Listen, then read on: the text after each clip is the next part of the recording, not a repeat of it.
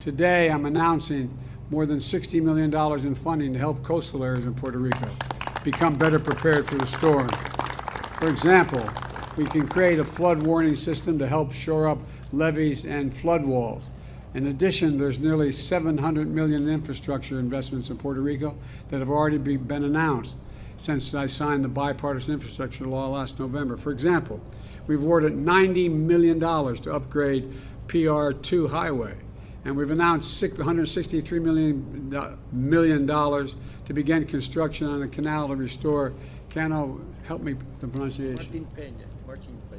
Martin Peña. That entire ecosystem.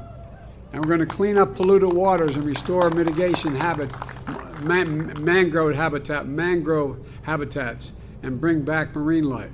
And you're going to see investments like these increasing significantly in the months ahead. We're investing in Puerto Rico's roads, bridges, public transit, ports, airports, water safety, and high-speed internet.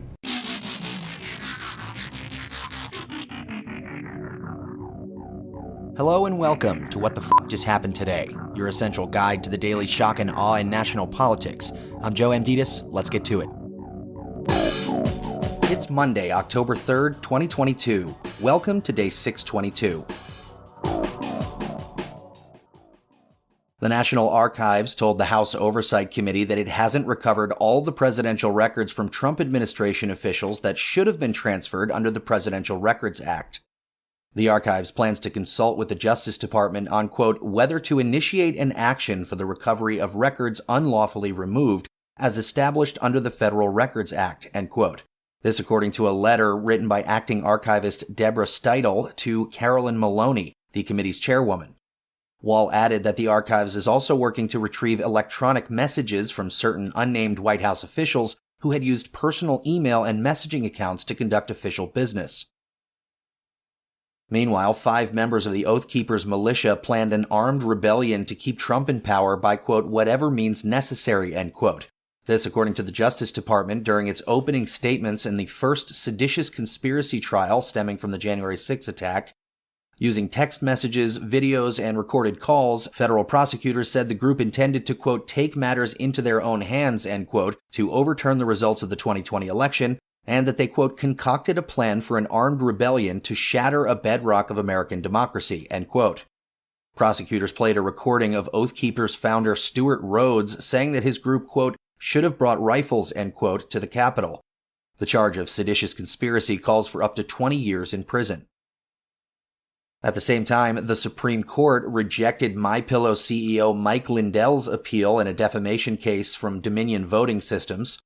Dominion sued Lindell and MyPillow in February of 2021 for $1.3 billion in damages for pushing the lie that Trump won the 2020 election, and for knowingly making baseless claims that Dominion's machines manipulated vote counts in order to ensure that Biden defeated Trump.Dominion has also accused Trump allies Sidney Powell and Rudy Giuliani of defamation for falsely claiming that the election was stolen. And finally, the Supreme Court began its new term, which will include major cases on voting rights, clean water regulations, affirmative action, and discrimination against gay couples. During the court's previous term, which ended in June, the justices overturned half a century of precedent that guarantees women the right to terminate most pregnancies.They established a right to carry guns outside the home and limited the government's ability to address climate change. The court's first case under the new term involves a dispute over the EPA's power to regulate wetlands under the Clean Water Act and what counts as waters of the United States.